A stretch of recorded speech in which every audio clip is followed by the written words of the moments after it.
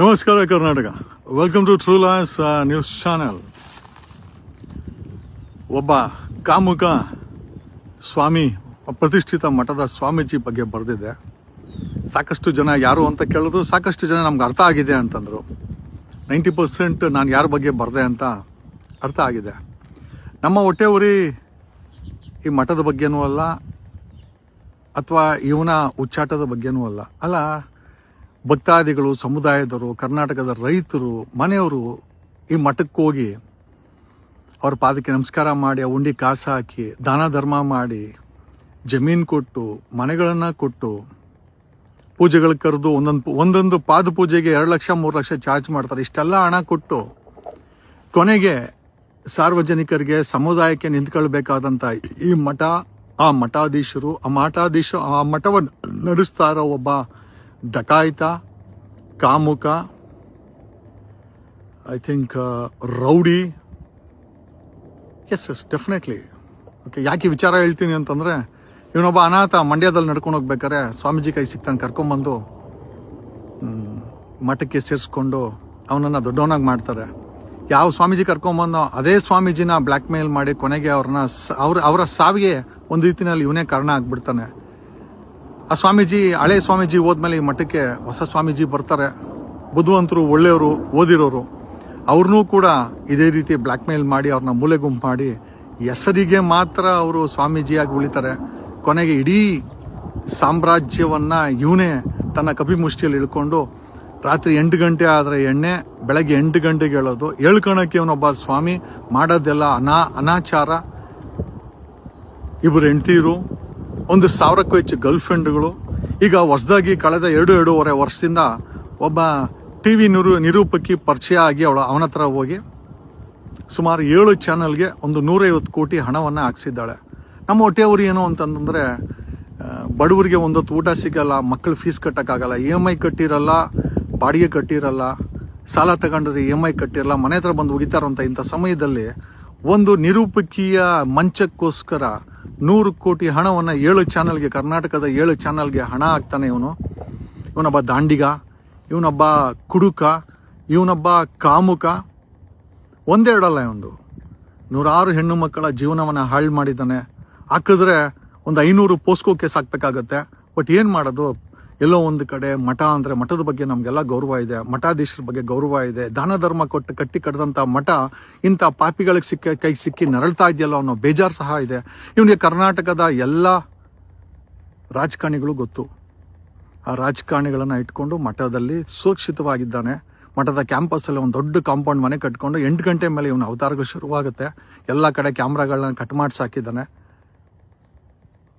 ತಿಪ್ತಿಯಲ್ಲಿ ಒಬ್ಬ ಹೆಣ್ಣು ಮಗಳಿಗೆ ಮಗುನ ಸಹ ಕೊಟ್ಟಿದ್ದಾನೆ. ಆಕೆ ನಮ್ಮ ಹತ್ರ ಬಂದು ಕೇಳ್ಕೊಂಡ್ಳು. ಬಟ್ ಪ್ರಶ್ನೆ ಏನಪ್ಪ ಅಂತಂದ್ರೆ, ಇಷ್ಟೆಲ್ಲ ನಡೀತಾ ಇದ್ರೂ ಕೂಡ ಇವತ್ತು ಇರುವಂಥ ಮಠಾಧೀಶರು ಏನಿದ್ದಾರೆ, ಒಳ್ಳೆ ಓದಿರೋಂಥವ್ರು, ಅವ್ರನ್ನೂ ಕೂಡ ಬ್ಲ್ಯಾಕ್ ಮೇಲ್ ಮಾಡಿ ಮೂಲೆ ಗುಂಪು ಮಾಡಿಬಿಟ್ಟಿದ್ದಾನೆ. ಒಂದು ಕಡೆ ಕಂಟೈನರ್ ಗಟ್ಟಲೆ ಹಣ ತುಂಬಿರುವಂಥ ರಾಜಕಾರಣಿಗಳು, ಅಧಿಕಾರಿಗಳು. Okay, Sharad I think Ajit Pawar 1000 ಕೋಟಿ ಹಣ ಇದ್ಕೊಂಡು ಡೆಪ್ಯೂಟಿ CM ಆಗಿ ಇದ್ಕೊಂಡು ಬೂದಿ ಆಗ್ಬಿಟ್ಟ. ಡಾಕ್ಟರ್ CJ ರಾಯ್ ಗುಂಡು ಹಾಕೊಂಡು ಸತ್ತೋದ. ಮನೆ ಒಬ್ಬ ವೇದಾಂತ ಕಂಪನಿಯ ಓನರು 4 ಲಕ್ಷ ಕೋಟಿ ಕರ್ನಾಟಕದ 1 ವರ್ಷದ ಬಜೆಟ್ ಅಷ್ಟು ಅವನು ಹಣ ಮಾಡಿದ್ದಾನೆ ಮೈನಿಂಗಲ್ಲಿ. ಅವನ ಮಗ ಹೃದಯಾಘಾತದಿಂದ ಸತ್ತೋದ.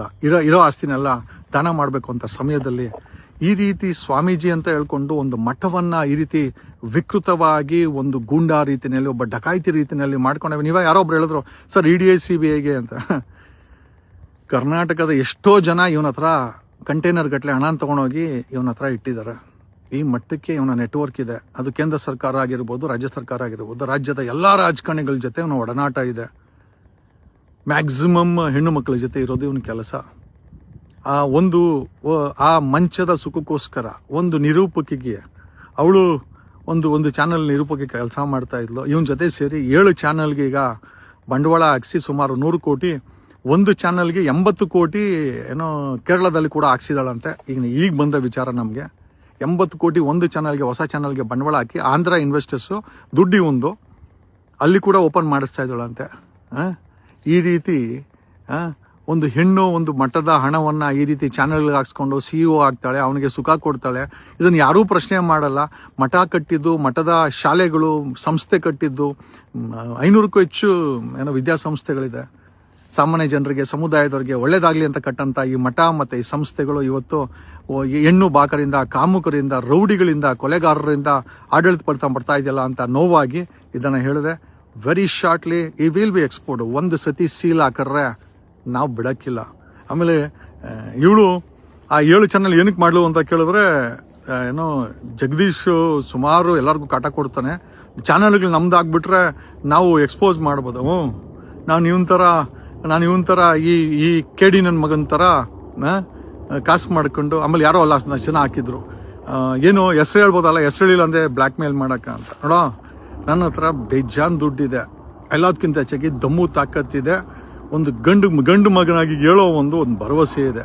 ನಿಮಗೆ ತಾಕತ್ತಿದ್ರೆ ಒಬ್ಬ PC-ನ ಅಟ್ಲೀಸ್ಟ್ ಎಕ್ಸ್ಪೋರ್ಟ್ ಮಾಡಿ, ನಿಮ್ಗೆ ಏನಾಗುತ್ತೆ ಅಂತ ಗೊತ್ತಾಗುತ್ತೆ ಅಂತ ಹೇಳ್ತಾ, ಒಂದು ಮಠದ ಮರ್ಯಾದೆಯನ್ನು, ಆ ಒಂದು ಶಿಷ್ಟಾಚಾರವನ್ನು ನಾಶ ಮಾಡ್ತಾ ಇರೋವಂಥ ಈ ಬೇವರ್ಸಿ ಮಠವನ್ನು ಹಿಡ್ಕೊಂಡಿರೋವಂಥ ಈ ರಾಕ್ಷಸನನ್ನು ಜೈಲಿಗೆ ಕಳಿಸ್ಬೇಕು ಆದಷ್ಟು ಜಲ್ದಿ. ಇವನಿಂದ ಮಠವನ್ನು ಕಾಪಾಡಬೇಕು, ಆ ಸಂಸ್ಥೆನ ಕಾಪಾಡಬೇಕು. ಆ ದೊಡ್ಡವ್ರು ಕಟ್ಟೋದಂಥ ಈ ಮಠವನ್ನು ಈ ಪಿಚಾಚಿ ಕೈಯಲ್ಲಿದೆ. ಇವನು ಮಂಚಕ್ಕೋಸ್ಕರ ಹೆಣ್ಣು ಮಕ್ಕಳಿಗೆ 100 ಕೋಟಿ ಚಾನಲ್ಗಳು ಹಾಕ್ಕೊಂಡು ಅವ್ರ ಜೊತೆ ಮಲ್ಕೊಂಡು ಮಾಡ್ತಾ ಇದ್ದಾನೆ. ಈ ವಯಸ್ಸಲ್ಲಿ ವಯಗ್ರ ತಗೊಂಡು ಮಜಾ ಮಾಡ್ತಾನಂತೆ. ಇಂಥ ದರಿದ್ರ ನನ್ನ ಮಗನನ್ನು ಸ್ವಾಮಿ ಅಂತ ಕರಿಬೇಕಾಗಿರೋದು ನಮಗೆ ನಿಜವಾಗ್ಲೂ ಒಂದು ಪಾಪ ಅಂತ ಹೇಳ್ತಾ, ನಾನು ನಿಮ್ಮ advocate Jagadish from true life channel. ದೊಡ್ಡ ಸ್ವಾಮಿಗಳೇ, ಇವನನ್ನು ಎಕ್ಸ್ಪೋಸ್ ಮಾಡಬೇಕು, ಎಕ್ಸ್ಪೋಸ್ ಮಾಡೇ ಮಾಡ್ತೀವಿ. ನಿಮ್ಮ ಮುಖ ನೋಡ್ಕೊಂಡು ಸುಮ್ಮನೆ ಇದ್ವಿ, ಬಟ್ ಏನೂ ಮಾಡೋಕ್ಕಾಗಲ್ಲ. ಧನ್ಯವಾದಗಳು ಕರ್ನಾಟಕ.